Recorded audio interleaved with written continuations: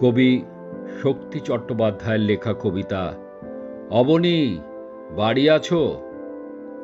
দুয়ার এঁটে ঘুমিয়ে আছে পাড়া, কেবল শুনি রাতের কড়া নাড়া। অবনী বাড়ি আছো? বৃষ্টি পড়ে এখানে 12 মাস, এখানে মেঘ গাভীর মতো চড়ে। পরাণ মুখ সবুজ নালি ঘাস দুয়ার চেপে ধরে। অবনী বাড়ি আছো?